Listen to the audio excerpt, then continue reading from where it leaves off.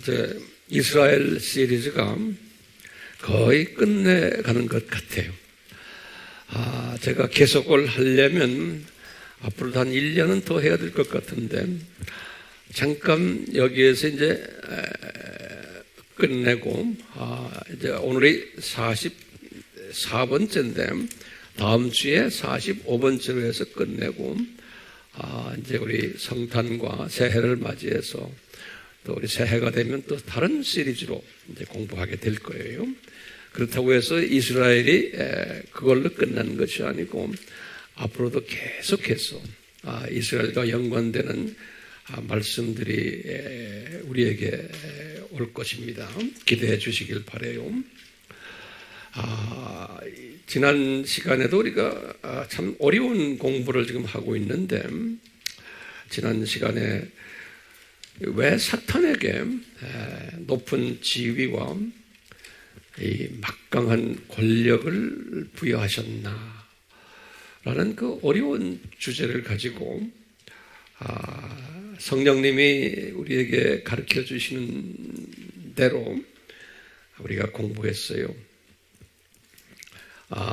이 질문은 모든 기독교인들에게서 받는 질문이고, 특히 비기독교인들로부터도 받는 질문들이에요.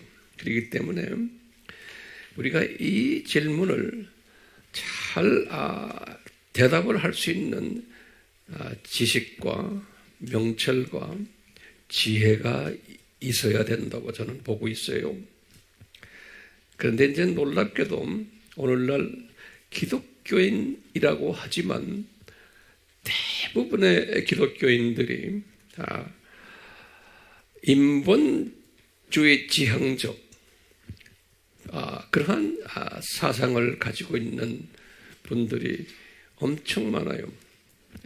그래서요, 이분들이 예수님을 섬긴다고 하지만 매주 교회 다니면서 설교 말씀 듣고 또 성경 공부도 열심히 하지만 항상 마음속에 깔려있는 질문이 하나가 뭐겠어요?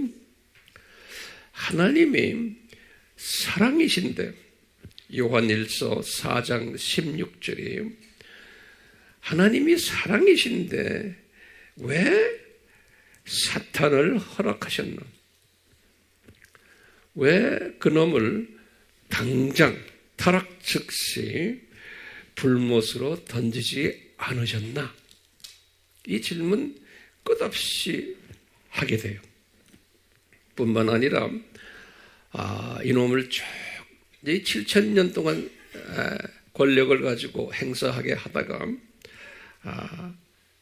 그리고는 때가 되어서 이제 불못으로 던질 터인데 왜 이렇게 긴 시간을 그놈에게 높은 지위와 막강한 권력을 줘가지고 우리 인간들을, 특히 하나님의 자녀들을 괴롭히는가? 우리 예수님이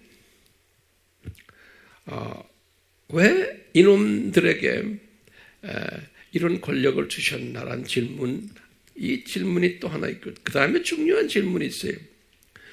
왜 이 사탄의 종교를 가지고 있는 이슬람 종교, 그분들에게는 좀 미안한 말이지만요, 또 불교 종교 또는 무신론을 이야기하는 공산당들 또는 힌두 종교, 이런 종교인들이 엄청 많은 거예요. 우리 기독교인들보다 훨씬 더 많은데 이 분들이 왜 기독교인들, 하나님의 자녀들을 괴롭히느냐, 이게 질문이에요.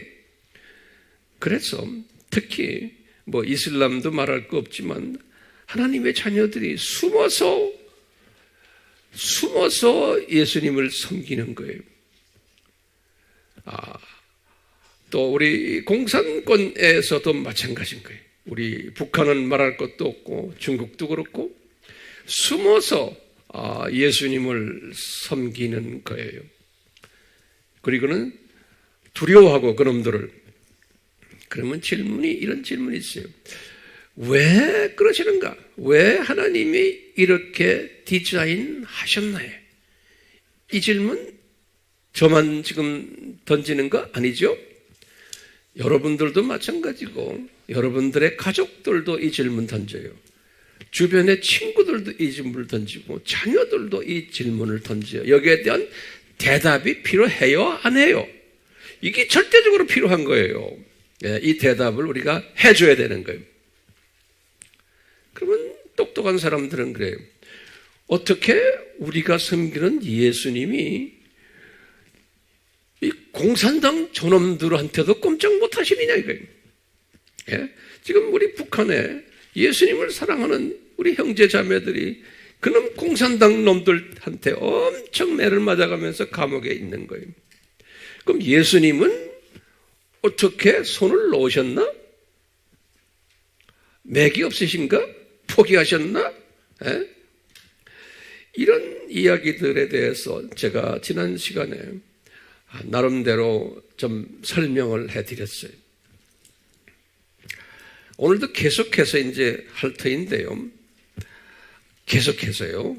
오늘은 제목이 뭐냐면요.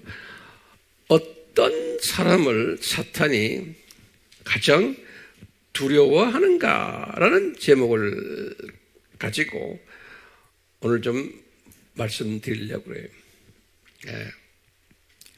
이 기독교인 교리 중에 또 어떤 교단 중에 누구라고는 제가 말을 하진 않지만 교단의 그 주 가르침이 뭐냐면 예수님이 왜 이 세상에 오시게 됐나라는 질문에 가르치는 대답이 있어요. 우리나라에도 그런 교단이 있어요. 그럼 뭐라고 말하냐면 사탄을 무찌르기 위해서 사탄과 싸워서 사탄을 무찌르기 위해서 예수님이 오시게 되었다. 그렇기 때문에 우리 할 일은 귀신 쫓아내야 되고 악령들 쫓아내는 게 우리의 사명이다라고 하는 그런 신학을 가지고 있는 분들과 교단들, 신학자들이 있어요. 그렇기 때문에 죽으라고 기도해야 되고, 왜? 기도도 뭐냐면 사탄을 무찌르기 위해서 기도해야 된다는 거예요. 그러니까 아주 강력하게 기도하면서 사탄을 무찌러야 된다고 생각하는 거예요. 그러니까 기독교를 사탄과 싸움하는 종교로 전락시킨 그런 분들이 우리나라에 있어요, 없어요? 많아요. 그러니까 열심히 기도해야 된다. 금식까지 하면서. 그러니까요, 이 기독교 신앙생활을 한다는 것이 엄청 부담이 되고 어렵고 이 갈등이 오고 스트레스가 오는 거예요. 아무리 기도해도 이놈이 안 쫓아나니까 문제는 거예요.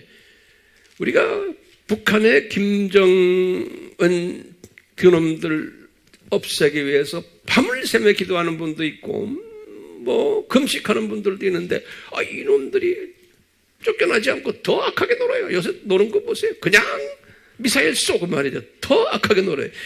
이것을 우리가 어떻게 소화해야 되냐 이거예요. 자, 이런 질문에 대해서 우리가 좀 앞으로도 계속하겠지만 또 이런 질문이 있죠. 2000년 교회 역사에서 지난 2000년 교회 역사에서 악을 없애달라고, 그러니까 사탄의 세력을 없애달라고 사회운동을 하는 크리스찬들, 데모하는 크리스찬들, 집회도 하고, 그리고 온갖 신학 이론을 가지고 우리는 앞장서서 이 악을 없애야 된다라고 하면서 지난 2000년 동안 이런 데 열심히 사람들이 엄청나게 많아왔어요. 그러니까 기독교는 악을 없애는 종교다. 나쁜 왕들, 나쁜 대통령들, 나쁜 지도자들, 나쁜 놈들, 그놈을 없애서 이 세상을 살기 좋은 나라로 만드는 것이 기독교인의 사명이다, 책임이다. 이렇게 이제 외치는 분들이 꽤 많아요. 오늘날도 마찬가지예요. 그러면서 이렇게 해왔지만 과거 2000년 동안 악이 더 성해졌어요. 이게 이제 우리의 딜레마예요.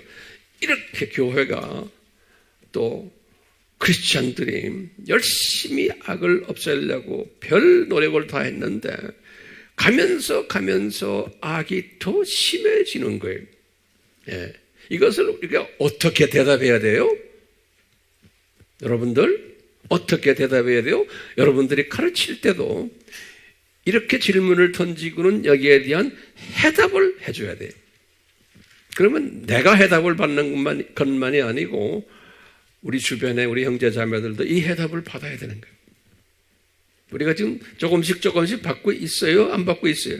받고 있죠? 이제 계속해서 우리가 좀 받아야 돼요.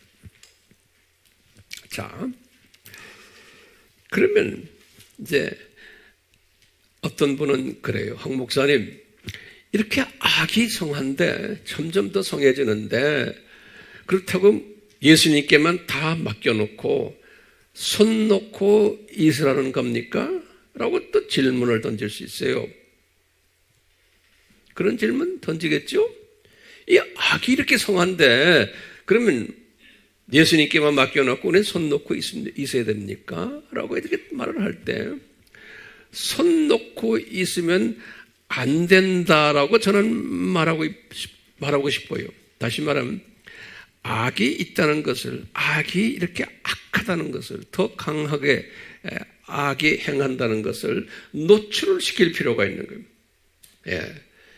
노출은 시켜야 돼요. 그래서 악의 정체성과 악이 나쁘다는 것을, 그러니까 악을 없애자라고 외칠 수는 있어요. 예, 그것은 이제 노출 사역이에요. 지금 제가 이렇게 설교하는 것도 악의 존재를 노출시키는 거예요. 그리고 악이 더 심해진다는 것을, 그래서 안타까워하는, 여기까지는 이야기할 수 있어요. 그렇지만 여기까지 이야기하는 크리스찬들이 상당히 많아요. 오늘날도 지금 오늘 주일 설교에서 많은 목사님들이 이런 설교할 거예요. 악을 없애자. 자, 그런데 악을 노출시키는 일은 기독교인이 아닌 비기독교인들도 항상 하고 있는 거예요. 그래서 우리 유튜브에 들어가면 많은 분들이 악에 대해서, 이 세상에 대해서 기독교인이 아닌 사람들도 아주 재미있는 이야기로 이 세상의 문제 해결을 위해서 하는 분들 많고 접속자도 상당히 많아요. 예. 그런 노출 사역을 하는 분들 있어요. 비기독교인들도요. 그런데 또 기독교인 중에서도 이런 노출 사역하는 분들이 있어요. 근데 안타깝게도 기독교인들이 이 노출 사역을 하면서 노출만 하는 거지. 이게 나쁘다. 아무개 나쁘다. 무엇이 나쁘다 하지만 거기에서 우리 기독교인들은 거기에서 한 단계 다시 업그레이드 시켜야 되거든요. 뭐라고 그럴까요? 이것이 나쁜데 이것은 인간의 힘으로는 이 나쁜 악을 쫓아낼 수 없다라고까지 가져야 돼요. 이 기독교인들의 노출 사역을 하는 사람들은. 그렇기 때문에 거기다 또 한 단계 업그레이드 시키면 성사적인 가르침이 더 앞으로 악해질 거다라고까지 이야기해 줘야 되는 거예요. 이게 기독교인들의 노출 사역이에요.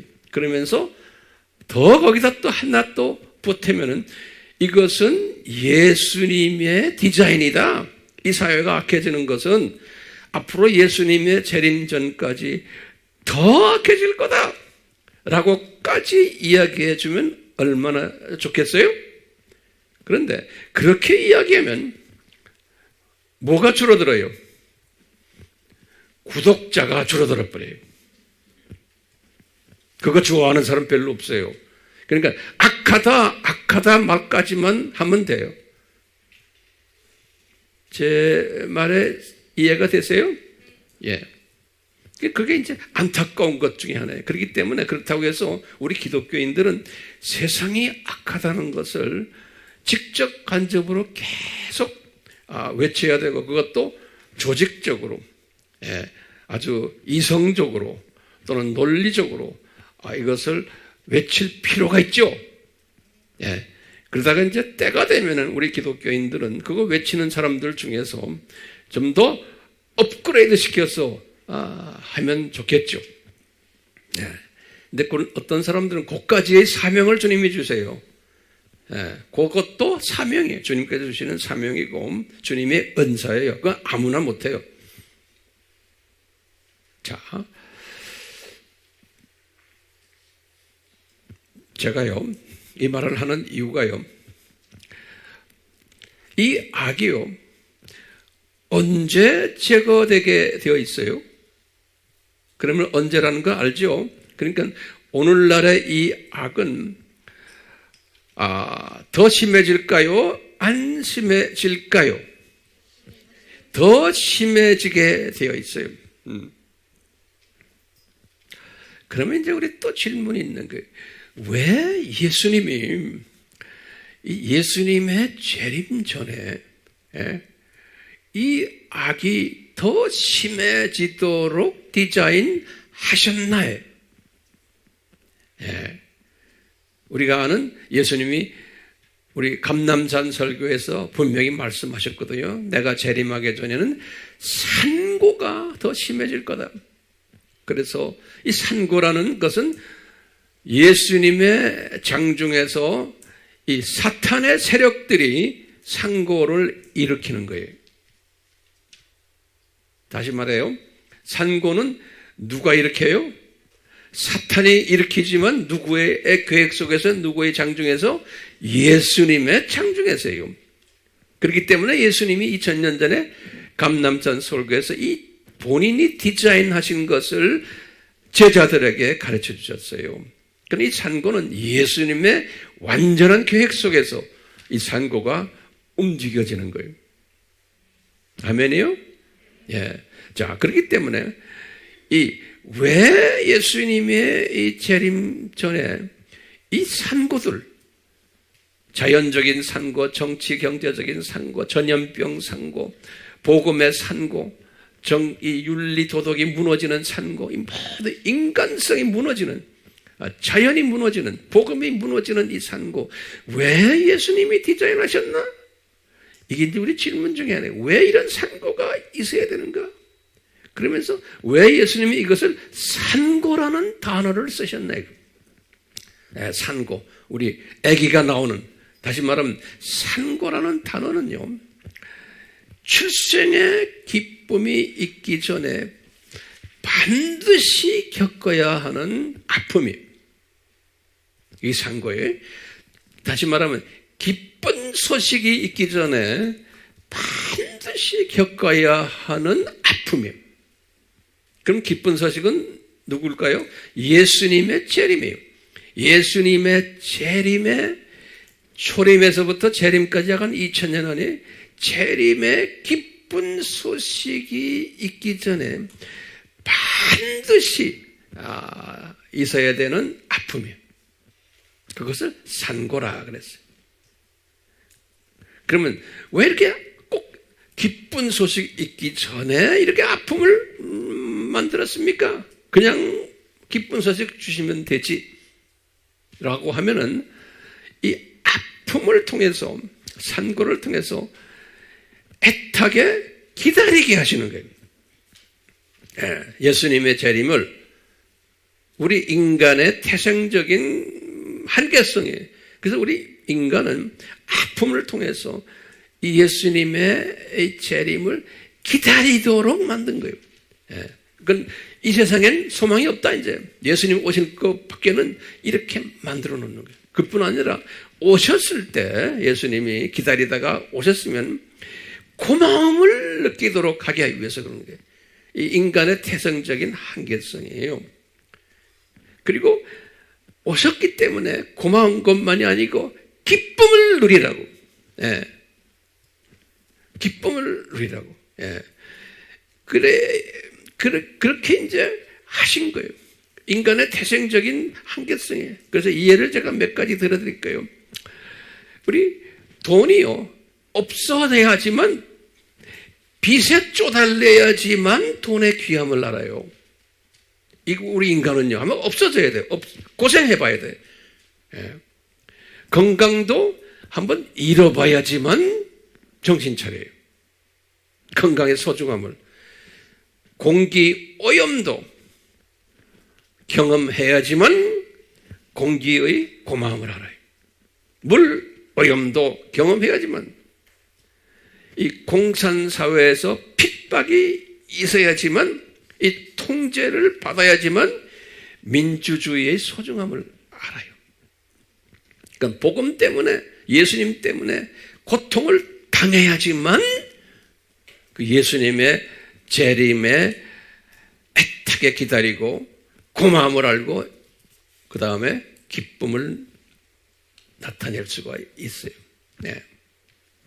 그렇기 때문에 이 예수님의 재림의 그 가치를 더 증대시켜 주기 위해서 산고가 절대로 필요한 거예요. 산고가요. 네. 이것을 깨달은 자가 참 지혜자예요. 네. 이 산고의 의미를 깨달았고 또 이 산고의 목적을 깨달은 자가, 그리고 이 산고를 누가 디자인하셨나? 라를 이것을 깨달았고, 예. 그 다음에 이 산고를 어떻게 실제로 운행하시나? 그러면 뭐라고 대답해야 되냐면, 하나님의 천사들도 사용하시고, 이 산고를요, 이 5가지 있죠? 경제적인 산고, 정치적인 산고, 자연적인 산고, 복음의 산고, 이 산고들을 어떻게 디자인하셨나? 하나님의 천사들을 사용해서 디자인하시고, 또는 그리고 사탄과 사탄의 똘마니들을 풀어가지고 이 산고를 일으키게 하시고, 또는 사탄의 자녀들을 풀어가지고 이 산고를 디자인하신 거예요. 예수님께서요. 그래서 우리 사탄 이야기하는 거예요. 그러면 이 산고 때 예수님이 우리에게 말했어요. 이런 일이 일어날 터인데 어떻게 대처해야 되는가? 라고 이제 예수님이 하면서 대처 방법도 가르쳐 줬어요. 우리 하나님의 자녀들에게 어떻게 했느냐? 잘 견뎌라 그랬어요. 예, endure. 제가 칼럼에다 썼죠? 그 첫째가 endure예요. 잘 견뎌라. 이게 순서가 있어요. 마태복음 24장 13절에 제일 이게 잘 견뎌야 돼요. 예, 그냥 견디는 게 아니라 이 원칙으로 알면은 견딜 수 있다는 거예요. 예, 잘 견디라는 거예요. 이 산고는 항상 반드시 있어야 되는 산고인 거예요.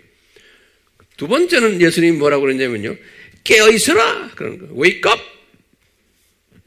24장 마태복음 42절에 세 번째는 뭐냐, 준비하라 그랬어요. 마태복음 24장 44절에. 그리고 네 번째는 뭐라고 그랬냐면 외쳐라 그랬어요. 마태복음 24장 37절에서 25장 46절까지 외쳐라. 뭐예요? 제일 처음에 잘 견뎌라. 두 번째는 뭐예요? 깨어있어라. 이걸 위해서 지금 우리가 지금 이 말씀 공부하는 거예요. 처음에 뭐예요? 잘 견뎌라, 깨어있어라, 준비하라, 외쳐라. 네 가지 잊지 마세요. 다시 말해, 처음에 뭐예요? 견뎌라, 깨어있어라, 준비하라, 외쳐라. 그래서 우리가 지금 열심히 노트 정리하는 거예요. 여러분들 지금 하고 있어요. 자, 이렇게 산고를 대처하는 방법을 깨닫고 실제로 행하는 자들이 참 지혜자들이에요. 오늘날에요. 네, 참 지혜자들이에요. 자, 그런데요, 이것은 어디까지나 부분적인 대처 방법이에요. 부분적인. 온전한 대처 방법은 아니에요. 구체적인 대처 방법을 오늘 우리가 공부를 하려고 그러는 거예요. 이제 견뎌라, 깨어있으라, 준비하라, 외쳐라 하려면 뭐 무기가 있어야 되잖아요. 그냥 막연히 견딜 수가 없잖아요. 그래서 이제 어떻게 하면 견딜 수 있냐예요. 그 방법도 예수님이 다 가르쳐 주셨어요. 요걸 가진 사람을 예수님이 뭐라고 그랬냐면 사탄이 제일 무서워한다고 그랬어요. 그러니까 요런 사람은 지금 요 대처 방법을 우리가 이제 좀 있으면 공부할 터인데 별거 아니에요. 여러분들 평소에 다 들은 이야기들이. 이런 사람은 사탄이 무서워하고 가까이 오지도 못하고 이런 사람을 피하는 거예요. 사탄이. 왜요? 이런 거를 공부하도록 깨닫게 하도록 했기 때문에 그래서 사탄을 풀어놓는 건데 내가 하고 있는데 사탄이 필요해요? 안 필요해요? 필요 없는 거예요. 그 사탄이 알아요. 저분한테는 내가 교육시킬 게 없네. 그러니까 사탄이 가까이 오지도 않아요.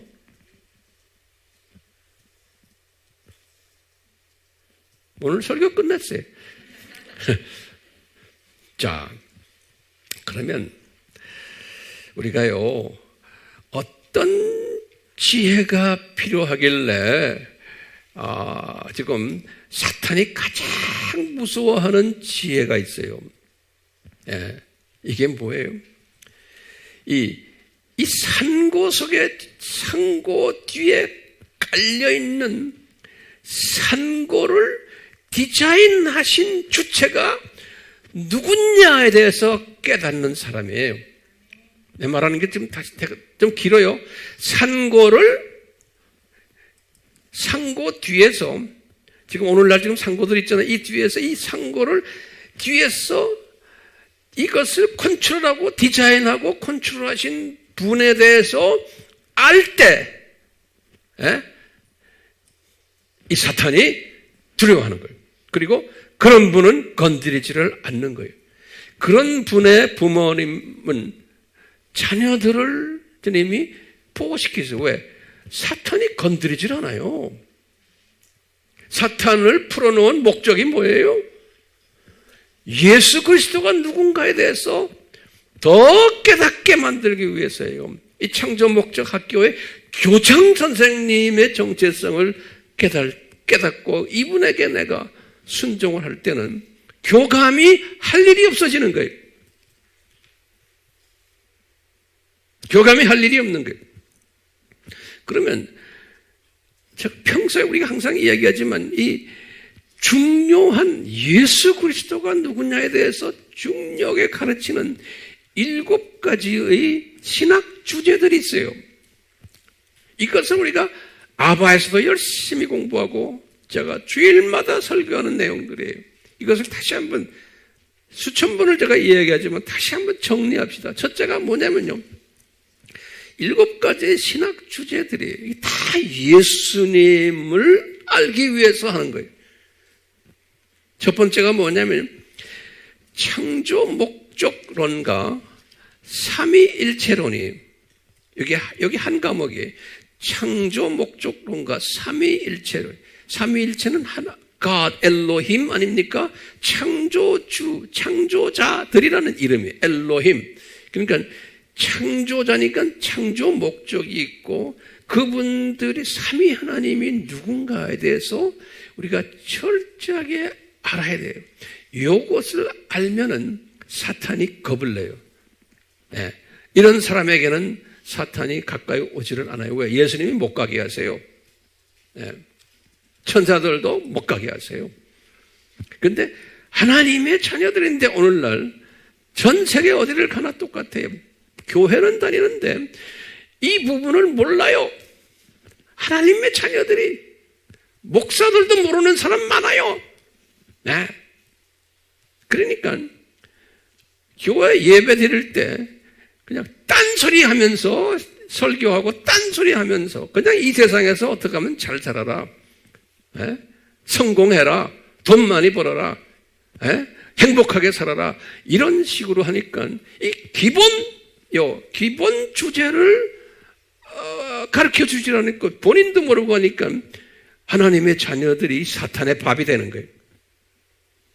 교회도 시끄러운 거예요. 교회 안에 파벌이 많고 교회 안에서 서로 싸움질하고 교회가 이게 완전 문제덩어리 교회들이 엄청난 거예요. 그러니까 목사님들이 목회를 굉장히 힘들게 생각해요. 왜냐? 이 교인들 문제 해결하는데 파벌 싸움하는데 모든 정성을 뺏기니까 목사님들이 그냥 너무 피곤해 하시고 암에 걸리고 막 목사님들이 카운슬링 받고 막 목사님들이 그런 사람 굉장히 많아요. 왜 그럴까요? 누가 그분들을 지금 건드려요? 사탄 이놈들이. 왜 그럴까요? 왜 사탄과 그 똘마니 건드려놔요? 왜 그래? 예수님을 제대로 안 가르치니까 그러는 거예요. 삼위일체론을 제대로 안 가르치고 창조 목적을 잘 하는 이게 첫 번째 과목이. 두 번째 과목이 뭘까요? 우리 그 유명한 기독론이에요. 구체적으로 예수 그리스도에 대한 예수님의 100% 신성되심과 100% 인성되심을 우리 다 공부했듯이요. 이걸 철저히 알아야 돼요. 동의하세요? 예.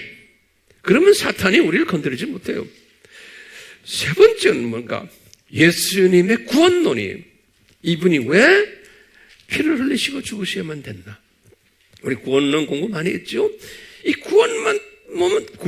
구원론만 철저하게 또 공부를 해야 돼요.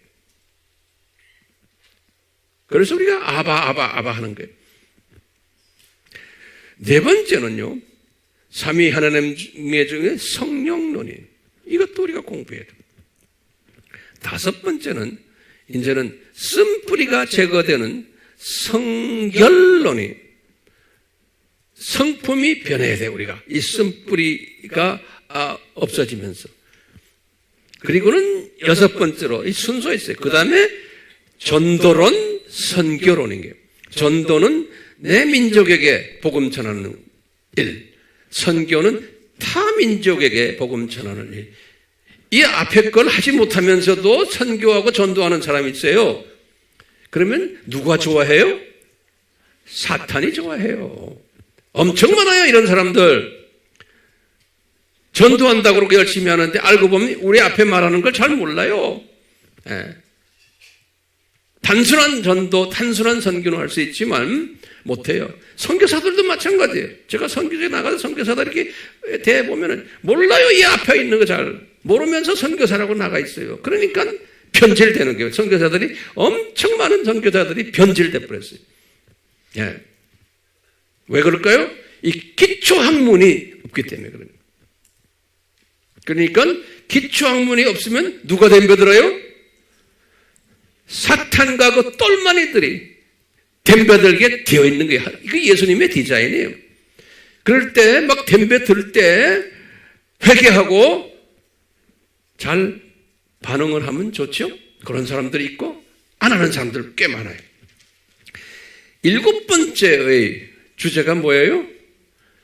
이 예수님이 다시 오신다라는 종말론이에요. 이 종말론도 지금 얼마나 복잡하게 만들어놨어요. 그래서 우리가 그걸 다 공부했죠. 몇 가지 학설이에요? 네 가지 학설에 대해서 우리가 다 공부했죠. 이거 해야 되는 거예요. 그리고는 내 입장은 어느 학설이다라는 것까지 딱 자기 입장을 만들어야 되는 거예요. 그래서 사람들을 볼 때마다 누가 무슨 말을 하면 저 사람은 종말론이 어느 쪽이구나. 이걸 다 분별할 줄 알아야 돼요. 분별력이. 그걸 모르면 사탄이 또 덤벼들어요. 몇 가지 주제입니까? 7가지죠? 첫 번째는 창조 목적론과 삼위일체론을 하나로 말하세요. 그 다음에 구원론, 기독론, 구원론, 성령론, 성결론, 전도, 선교론, 그 다음에 7번째 종말론. 이 7가지의 이 주제를 우리가 잘 공부해가지고 이것이 정돈이 됐을 때, 그럴 때 예수님이 우리에게 누굴 주신 줄 아세요? 보호천사를 주세요. 나만이 아니에요. 그런 부모님의 자녀들까지 보호천사를 주님이 주세요. 왜? 이제 너는 사탄이 와서 덤비지 못하도록 사탄을 다 막아버리는 거예요.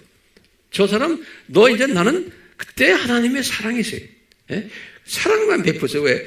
본인이 지금 사탄을 보낸 목적을 알고 그 목적에 의해서 이 7가지의 예수님에 관한 이 모든 것을 알고 있기 때문에 사탄의 공격이 필요 없는 거예요. 교감의 역사하는 것이 필요 없는 거예요. 예. 그래서 이 7가지의 신학 주제, 이것을 다른 말로 표현하면 바울이 깨달은 거예요. 뭐냐면 하나님의 전신갑주다 그랬어요. 예. 바울이 에베소서를 쓰시면서 깨달은 거예요. 예. 우리의 싸움은 이 육의 싸움이 아니고 이 악령과의 싸움인데 우리가 하나님의 전신갑주를 입으면은 악령이 와서 덤비지를 못한다는 거예요. 에베소서 6장 11절에서 18절에 말씀하셨어요. 이것을 제가 정리를 해드리려고 그래요. 간단하게. 준비됐어요? 제일 먼저 바울이 깨달은 거예요. 이제 로마 군인들의 그 유니폼을 보면서 제일 처음에 뭐예요? 진리의 띠를 떼라 그랬어요. 네. 이거 이제 다 알지만 다시 한번 아주 정리를 잘 합시다. 진리의 띠. 다시 말하면 로마 군인들은 이 쇠가 쇠 치마를 입어요. 쇠 치마라 그러면 좀 이상하네. 한국말이 좀 좋은 말이 없어요? 응? 갑옷인데 쇠로 된 갑옷. 그래서 이 창에 찔리지 않게. 그래서 이제 치마를 입는데 치마에 벨트가 있는 거예요. 벨트가. 그렇죠? 그래서요. 그래서 이 진리의 벨트, 띠를 떼라 그랬어요. 근데 진리가 누굽니까? The truth. 예수님이에요. 예수님이 그랬죠? 나는 진리다. 그랬죠? 그러니까 예수님의 띠를 떼라는 거예요. 우리가 이 군인은 영적 군인은 그러니까 예수님으로 띠를 떼라는 거예요. 근데 보세요. 만약에 예수님으로 이 띠를 적당히 띠거나 이 띠가 없거나 하면 흘러지거나 그러면 전투를 할 수 있어요, 없어요? 그 나머지에 아무리 좋은 무기를 갖고 있어도 이 치마가 내려가는데 어떻게 전투를 합니까? 그렇기 때문에요. 이 진리의 띠는 최대의 가장 중요한, 가장 파워풀한, 강력한 영적 무기예요.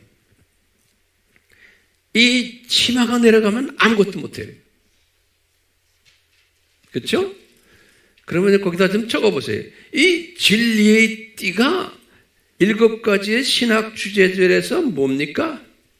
첫 번째는 창조 목적 학교 교장 예수님에 관한 이야기가 진리의 띠. 두 번째는 삼위일체론 중에서의 제2위 되시는 분 예수님에 관한 얘기. 세 번째는 기독론, 구원론의 주체 되시는 예수님에 관한 이야기.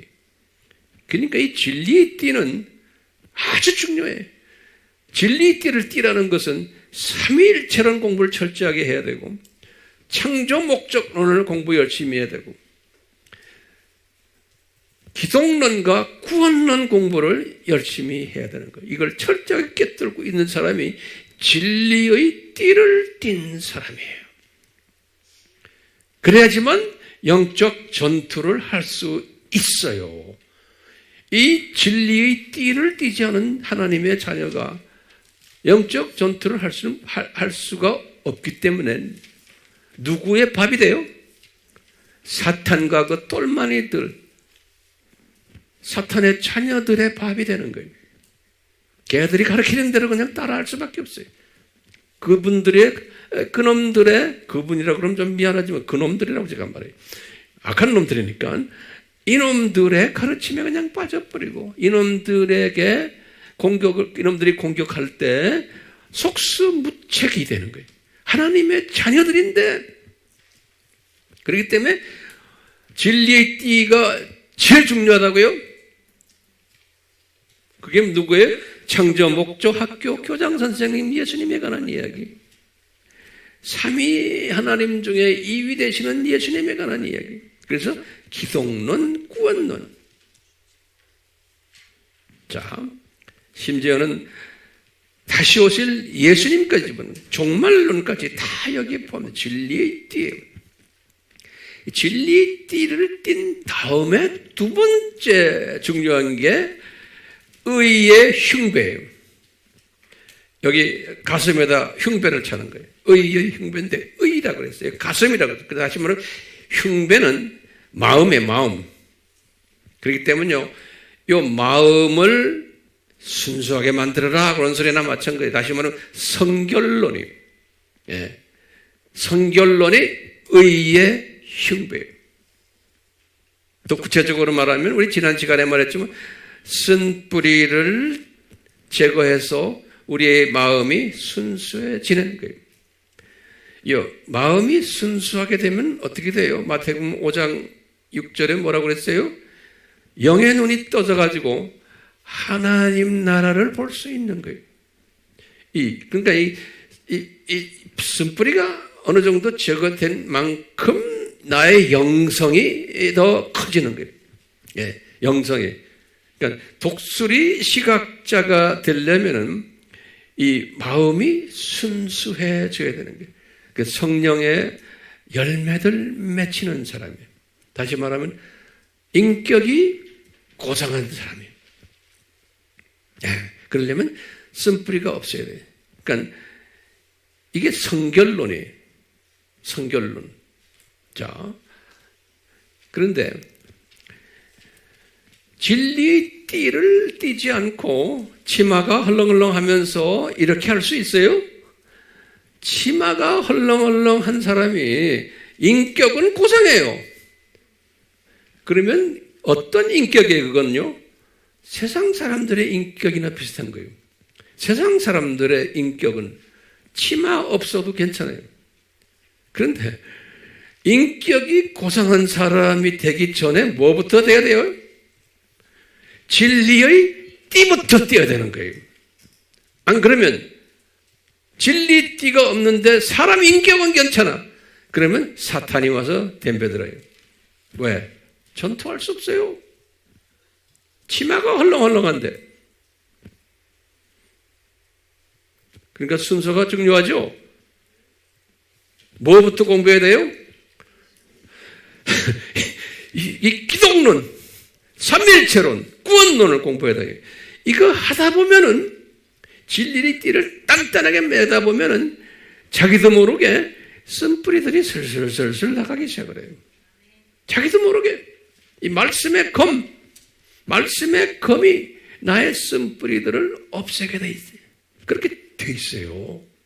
예. 그렇기 때문에 말씀에 충실해야 돼. 강해야 되는 거예요. 이 허리를 단단하게 매야 돼요. 바울이 그랬어요. 허리를 단단하게 맨 사람은 그 다음에 할 일이 뭐냐? 의의 흉배를. 사람이 변해야 된다는 거예요. 자동적으로 따라오게 돼 있어요. 변하게 돼. 그 다음부터는 나머지들은 그대로 따라와요. 이 타이트하게 벨트만 매고 있으면요. 의의 흉배. 그 다음에 뭐냐면 복음 전파자의 신발이에요. 네. 그 신발이 다시 말하면 의의 흉배를 매게 되면 자동적으로 전도하게 되고 선교에 동참하게 돼 있어요. 네. 그리고 네 번째로 구원의 투구라고 그랬어요. 이 투구라는 건 머리를 커버하는 거 아닙니까?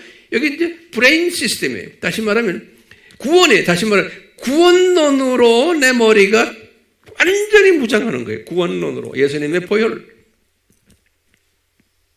그게 구원의 투구라고 그랬어요. 그리고는 다섯 번째로 하나님의 말씀에 성령의 검이라 그랬어요. 성령의 검.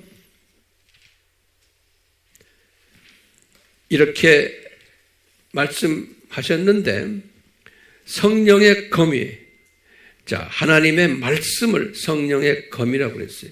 자, 그럼 한번 거기다 좀 적어보세요. 하나님의 말씀이, 이 하나님의 말씀 우리가 많이 들었어요. 이 하나님의 말씀은 이 성경 구절에 적었어요.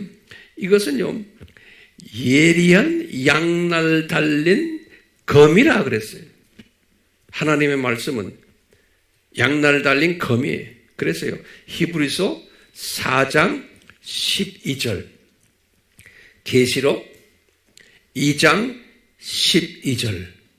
그러니까 예수님의 말씀은, 성경 말씀은, 제가 지금 이렇게 말씀하잖아요. 이 말씀은 예리한 검이다 그랬어요. 그래서요, 제가 말씀을 전할 때 내 입에서 예리한 검들이 수백 개, 수천 개, 수만 개가 막 나가는 거예요. 여러분들도 마찬가지예요. 그런데 아무나가 아니에요. 지금 진리의 띠를 띠고 의의 흉배를 가지고 복음 열심히 잘 전하고 구원의 투구를 가진 사람에게는 말씀이, 그분의 말씀 속에 있는 하나님의 말씀이 진짜 내 속에 들어와 가지고 이 검이 돼 가지고 막 나가는 거예요. 그러니까 이 말씀을 들을 때마다 사람들이 깨닫고 정신 차리고, 예, 그러면서 내 속에 있는 쓴뿌리들이 잘려나가는 역사들이 일어나게 되어 있는 거예요. 예. 또 하나님의 말씀은 어떤 기능을 가지고 있냐면은 이 영의 양식이에요.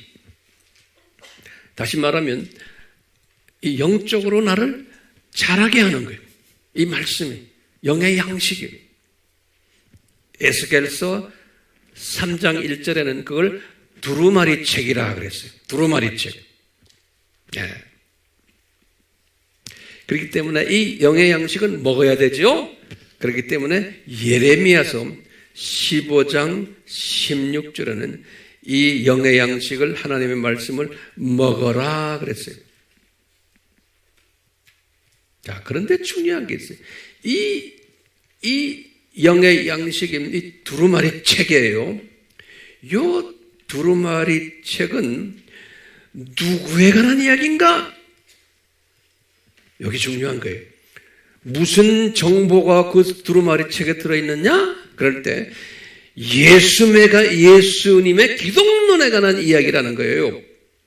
히브리서 10장 7절에, 히브리서 10장 7절에 두루마리 책이 예수님에 관한 이야기라는, 그 속에 있는 것이, 또 예수님도 뭐 그랬어요. 부활하신 후에 누가복음 24장 44절에 이 두루마리 책이 나에 관한 이야기다. 예수님이 그랬어요. 누가복음 24장 44절에 또 예수님이 요한복음 5장 39절에 또 말씀하셨어요. 오늘 우리가 말씀 속에서 봤어요. 아까 성구에서 요한복음 5장 39절에 예수님이 뭐라고 그랬어요? 성경을 봐라. 두루마리 책을 봐라. 구약을 봐라. 그 속에 모든 이야기가 다 나에 관한 이야기라는 거예요. 예수님에 관한 이야기. 다시 말하면 기독론이에요. 기독론. 그러면 목사님, 기독론이라 그러면 삼위일체론은 공부할 필요 없잖아요. 기독론을 공부하려면 삼위일체론을 공부하지 않고는 기독론을 소화를 못해요. 그렇기 때문에 기독론 하면 항상 뭐가 따라붙어야 돼요? 삼위일체론이 따라붙어야 되고, 그래서 그 다음에 또 뭐가 따라붙어야 돼요? 구원론이 따라붙어야 되는 거예요. 요새 와서는 종말론까지 따라붙어야지만 기독론을 제대로 공부하는 거예요. 예. 그렇죠? 그러니까 이 말씀을 내가 공부하면은, 예? 어떻게 되냐면은 나의 인격이 변하게 돼 있어요. 쓴뿌리가 빠지기 시작하는 거예요. 이 쓴뿌리가 빠지다 보면 나의 영의 시각이 변하는 거예요. 영성이 변해버리는 거예요. 그러니까요, 이 하나님의 전신갑주를 입으면은 사람이 변해버려요. 가치관이 변해버리고, 믿음관이 변해버리고, 세계관이 변해버려요. 변하고 있죠? 그렇기 때문에 이 말씀을 그냥 귀로만 들어가지고는 안 되는 거예요. 절대로 안 돼요. 그래서 우리 손 예화를 제가 항상 들었죠. 기억나시죠? 그 빵 예화를 들었죠? 그거 다시 한번 노트에 적으세요. 빵 예화는 굉장히 중요한 예화예요. 여러분들 가르칠 때 꼭 이것을 나눠주시길 바라요. 빵은 하나님의 말씀이에요. 이 하나님의 말씀을 내가 그냥 첫 번째는 그냥 이렇게 보기만 해요. 본다, 첫 번째. 보는 것은, 뭐예요? 그냥 말씀을 읽는 거예요, 읽는 거. 그러니까 성경 말씀을 읽는 거, 읽거나 듣는 거예요. 여기 그냥 빵을 그냥 보는 거예요. 두 번째는 빵을 만지는 거예요, 손으로. 빵을 만지는 것은 뭐겠어요? 손으로 쓰는 거예요. 그 여러분들 지금 쓰고 있는 거예요. 보는 것보다 훨씬 도움이 되는 거예요. 근데 이거 가지고는 안 되는 거예요. 빵을 만졌죠? 만져가지고 빵을 입에다가 집어넣는 거예요, 입속에. 그 세 번째 단계. 이것은 공부하는 거예요. 스터디하는 거예요. 이 스터디한다는 것은 의미를 내가 이제 깨닫는 거예요. 그래서 우리가 지금, 여러분들이 지금 이 시간에 이걸 좀 듣고 쓰고 지금 공부하고 있어요. 근데 이것만 가지고도 빵엔 지금 양날라진 칼도 들어있고 영양소도 들어있죠? 이것이 우리 속에 아직 안 들어왔어요. 내 입에서만 뺑뺑 도는 게. 입으로 집어넣으려면 그 다음 단계가 뭐예요? 내가 뭐 해야 돼요? 뭐죠? 이게 swallowing 하는 거예요. 뭐지? 한국말이 뭐예요? 넘기는 거. 뭐라 그래? 삼킨다. 아이고, 여러분들이 황 목사님 왜 한국말 몰라요? 가끔 가다 그래요. 자, 삼킨다, 삼키는 거. 영어는 swallowing. 삼켜버리는 거예요. 삼키는 게 뭘까요? memorizing 하는 거예요. 암기하는 거예요. 그게 삼키는 거예요. 근데 암기만 해서는 안 되는 거예요. 마지막 단계 뭐예요? 이것을 내 위 속에 집어넣어서 이게 소화를 시키는 거예요. 이 빵을 소화시키는 게 뭘까요? 묵상, 메디테이션이 묵상하는 거예요. 그러니까 이 순서가 있어요. 이 빵을 묵상을 할 때 이 속에서 양날 달린 칼이 나의 쓴뿌리를 제거하고 그 다음에 영양소를 만들어서 나를 자라게 하는 게 이 말씀이. 그렇기 때문에 노트 정리는 기본이에요. 그리고 여러분들이 가르치라 그러죠? 왜 가르칩니까? 가르치는 사람은 공부가 끝난 사람이고 그 다음에 공부 다음에 이 스웰롱이 한 거 있죠? 이것도 끝나고 자기가 소화했기 때문에 가르치는 거예요. 그러니까 가르치다 보면은 자기도 모르게 이 음식이 다 내 속에 들어와가지고 나의 쓴뿌리를 칼로 다 없애뿌리고 나를 자라게 만들고 다 해줘요. 그렇기 때문에 티칭이 엄청 블레싱인 거예요. 티칭을 안 하는 사람은 모르겠어요. 예수님이 무슨 은혜를 주실지 모르지만 티칭 안 하는 사람은 어느 단계까지 가다가 말아버려요. 우리 교회 대부분의 사람들은 다 열심히 티칭하고 있어요, 지금. 그러니까 제가 모르는 사람들을 여러분들이 티칭하고 있어요. 어떤 분은 티칭 그룹이 상당히 커요. 우리 교회 교인들 중에서. 그런데 한번 손을 이렇게만 올려보세요. 티칭하는 사람 한 사람이라도 하는 사람 손 좀 올려보세요. 안 올린 사람이 있네. 왜 이렇게 티칭이 중요한지 알겠죠? 예. 이렇게 티칭을 이렇게 해서 나의 그 쓴뿌리가 이렇게 돼서 조금씩 없어지면 어떤 혜택이 와요? 시각의 변화가 오는 거예요. 이 시각의 변화가 오니까 우리 항상 로마서에서 바울이 고백한 거예요. 8장 28절. 이런 시각이 오는 거예요. 바울이 가진 시각이에요. 이 사람도 변한 거예요.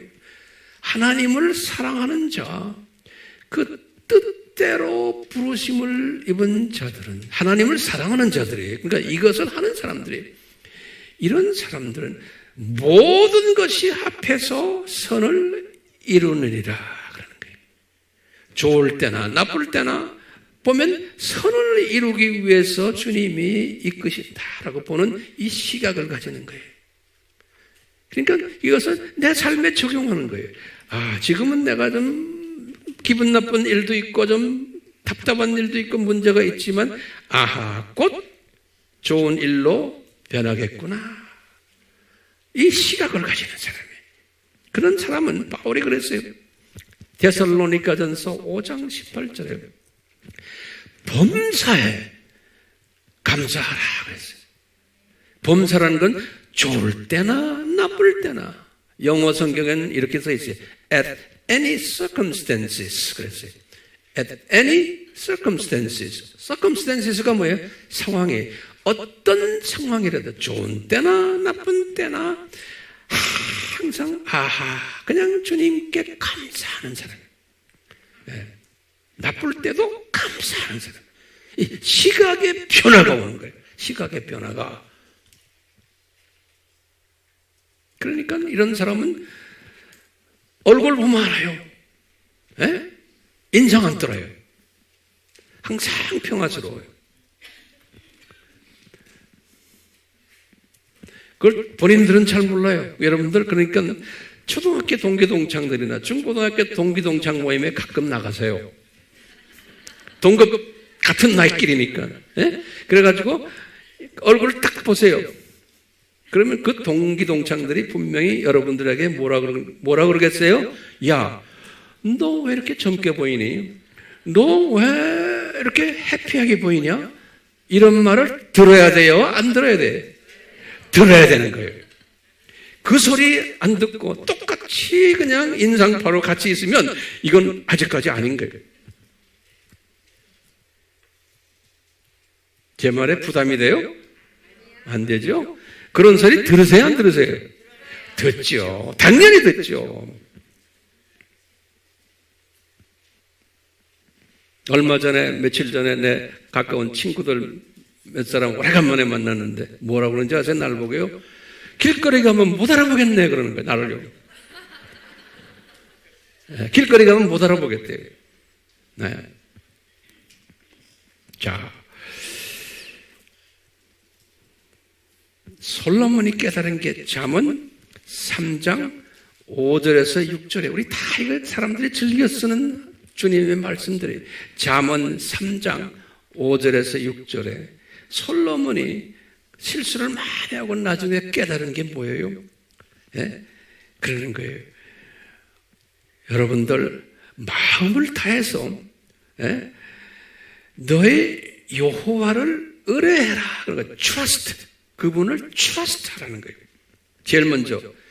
그러면서 뭐냐 그러면 이분은 과거에 자기 실수한 거예요. 너의 지식을 의지하지 말아라 그랬어요. 이분이 옛날에는 그걸 의지했거든요.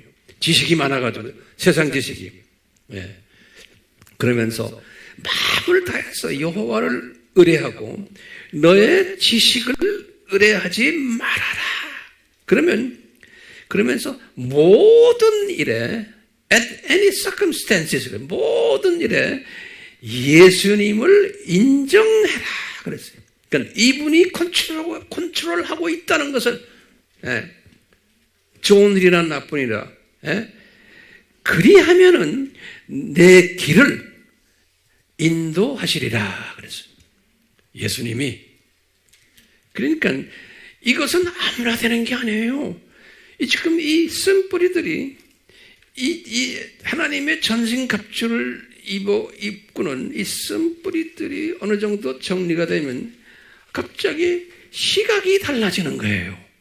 시각이 달라지는 사람의 고백이 로마서 8장 28절 고백이고 데살로니가 전서 5장 18절의 고백이고 잠언 3장 5절에서 6절의 고백인 거예요. 이런 고백하는 사람은 지금 우리 지금 이 상고 시대에 잘 견딜 수 있어요, 없어요? 견디지 말아라고 그래도 견디세요. 왜냐하면 이 시대 분별력을 가지니까, 이 시대 분별력을 가지니까 또, 이분들이 지금 이 악한 세력들이 어떻게 되겠구나라는 걸 다 알고 있으니까 견딜 수 있는 거예요. 그것뿐입니까? 내가 깨어나고 주변 사람들을 깨어나게끔 하도록 내가 도구가 될 수 있는 거예요. 능력이 나오니까. 말씀의 검이 내 입에서 나오니까 사람들을 깨우는 일을 하는 거예요. 그래서 준비시켜가지고 나팔수로 만드는 일을 할 수 있는 거예요. 자, 이런 분들을 만들기 위해서 하나님이 사탄을 사용하시는 거예요. 그런데 내가 이런 걸로 하나님의 전신갑주로 무장이 돼버리면 사탄이 내 주변에 올 수 있어요? 없어요? 사탄이 필요 없는 거예요. 예수님의 입장에서 보면,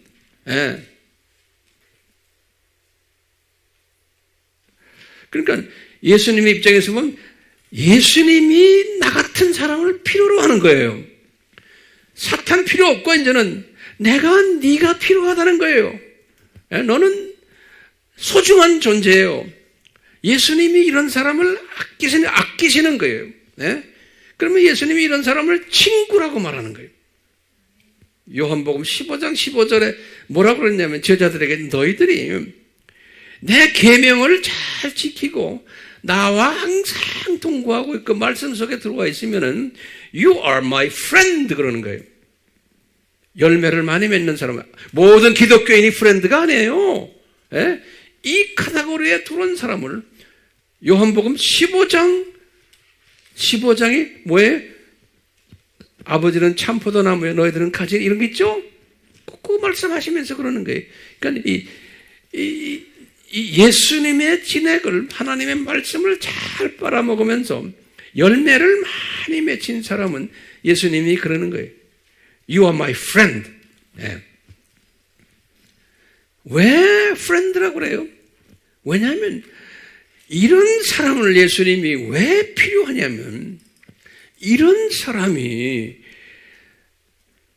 창세기 1장 28절에 창조 목적 파트너 일을 하는 사람이기 때문에 그러는 거예요. 이런 사람을 주님이 사용하셔서 모든 피조물들에게 창조 목적을 가르쳐주고 관리해주고 인도해주는 일, 또 이런 사람이 모든 인간들, 하나님의 자녀들을 창조 목적에 부합되는 삶을 살도록 가르치며 인도하는 이 일을 하기 때문에 예수님이 이런 사람들을 소중하게 생각하시고, 왜? 예수님이 필요한 사람들이기 때문에 그러는 거예요. 하나님의 자녀인데, 그러니까 모든 하나님의 자녀가 이 일에 관리하는 게 아니고 이런 피조물이기 때문에 쓴뿌리들이 있고 인격이 예수님화가 안 된 사람들은 사용을 못해요. 그러니까 이런 분들은 세상에 그냥 살다가 그냥 천국으로 다 올려보내는 거예요. 그럼 천국에는 이런 사람이 많아야 되는 거예요. 왜냐하면 일반 백성이 많아야 되는 거예요. 이게 하나님의 퍼펙트한 디자인이에요.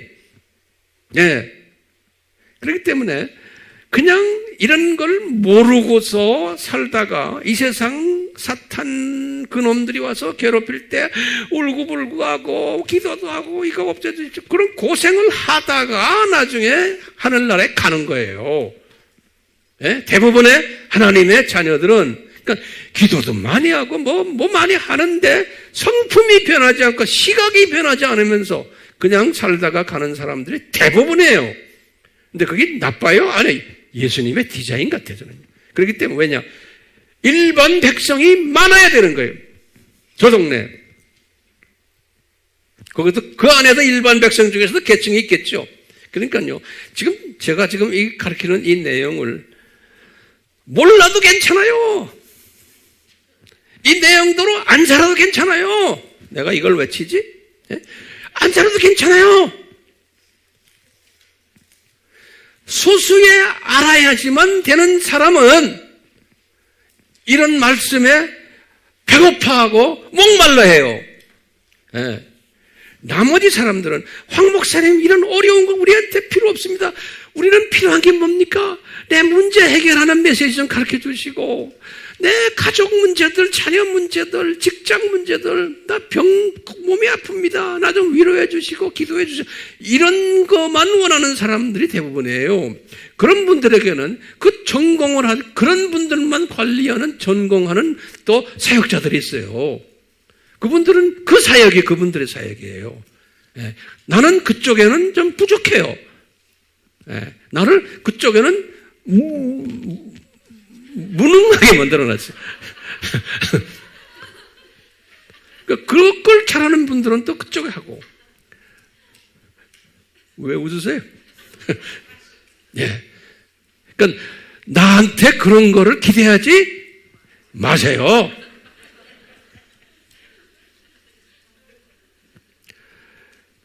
여러분들 이 세상에서 성공하라고 제가 지금 이 목회하는 게 아니잖아요.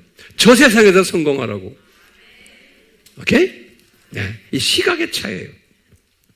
자, 이런 시각을 가진 주님이 필요한 사람은 우리가 몇 주 전에 예수님의 약속을 우리가 배웠어요. 시편 91편의 약속을 주게끔 되어 있어요. 왜? 예수님이 나를 필요로 하시기 때문에 그런 거예요. 네. 시편 91편의 그 약속들이 뭐예요? 제가 13가지를 그때 우리가 이야기한 것 같아. 그 중에 뭐 예수님이 나의 피난처가 되시고 나를 요새를 삼으시고 나의 요새가 되시고 사냥꾼의 올무에서 항상 나를 건져주시고 왜? 예수님이 필요하기 때문에 그래요. 네.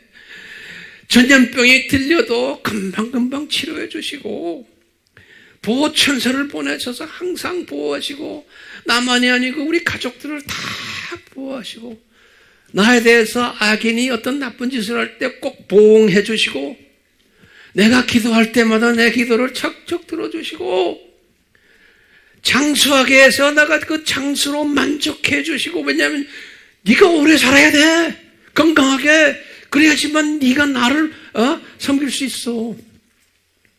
내 백성을 네가 섬겨야 되는 사명이 있기 때문에 너 오래 살아야 돼. 건강하게. 주님이 하신다니까. 왜? 약속을 하셨어요. 예. 그냥 오래 살게 해 주십시오. 그래갖고 되는 게 아니잖아요.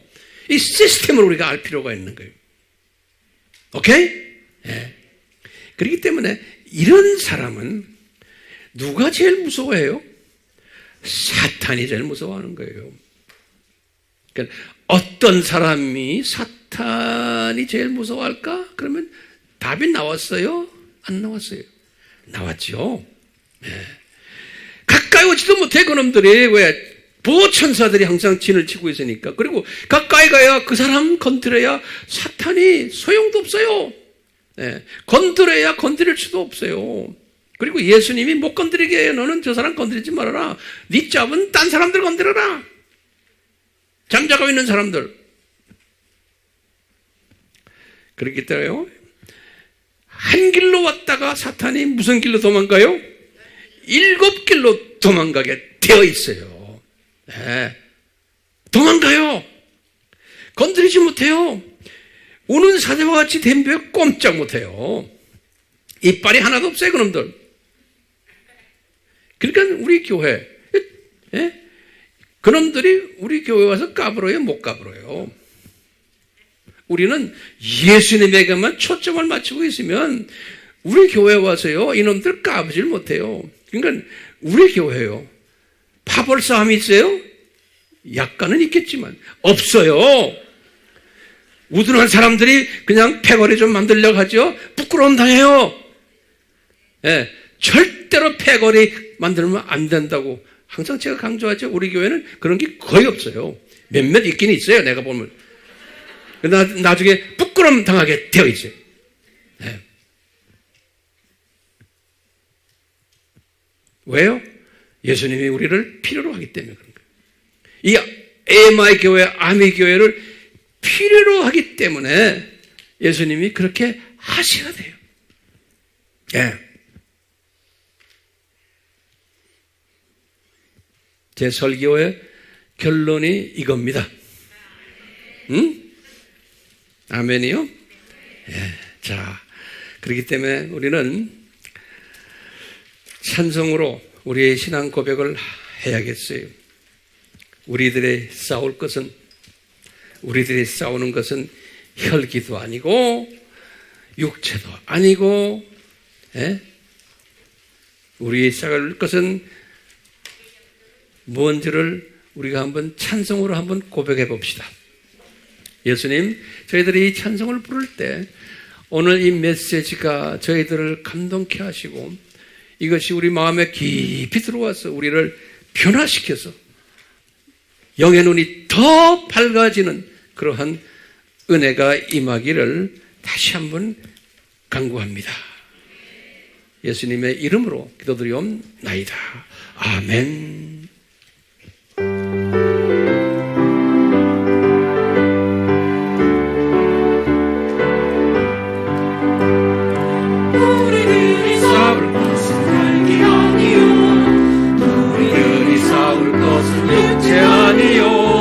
마귀 권세 맞서 싸워 깨쳐버리고 죽을 영혼 살릴 곳에 한 마음으로 힘써 나가세 한 마음으로 힘써 나가세 악한 마귀 권세들과 힘써 싸워서 생존권을 울리기 기독론이 강하면은 그놈들 도망간다고 그랬죠?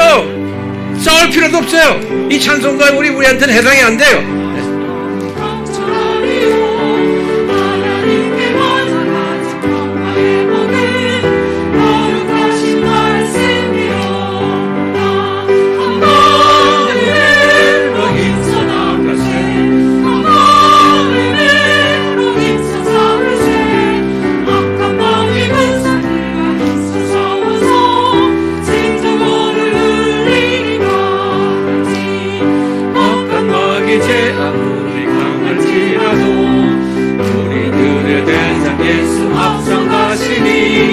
주저 말고 용감하게 힘써 싸우세 제유 승리 얻을 때까지 한 마음으로 힘써 나가세 한 마음으로 힘써 싸우세 악한 마귀 군사들과 힘써 싸워서 승전물을 올릴 때까지 예수 연계 빠진 사람 죄를 뉘우쳐 달린 예수 믿기만 하면 위태한 데 빠진 영혼 구원 얻어서 전국 백성 될 것임이세 한 마음으로 힘써 나가세 한 마음으로 힘써 나가세 악한 마귀 군사들과 힘써 싸워서 생존권을 울리기까지. 오늘날 이 종교다원주의를 강하게 우리 주변에서 힘쓸도록 디자인하셨는데 왜 이것을 디자인하셨나? 그러면 오늘 말씀 속에서 우리가 추리할 수 있는 게 기독론을 더 강하게 가르치라고. 그래요, 안 그래요? 주님이 어떤 사람이 기독론을 더 강하게 가르칠 수 있어요? 그러면 알죠? 이 기독론을 열심히 가르치는 사람을 주님이 보호하시고 사랑하시고 시편 91편에 약속을 주시고 그렇죠? 그러니까 이것이 아무나 되는 게 아니에요. 성부 하나님과 성자로부터 오는 은혜를 받아야 되고 성령님으로부터 내려오는 은사를 받아야 돼요. 여러분들, 우리가 이 은혜와 은사를 받았어요. 그러니까 우리 사명이 막중해요. 삼위 하나님, 우리에게 이 은혜와 은사를 주셨으니 더욱 구체적으로 기독론에 강하도록 성령님이여 인도해 주셔서 교감팀이 우리를 향해서 할 일이 없도록 만들어 주시옵소서. 예수님의 이름으로 축원하옵나이다. 아멘.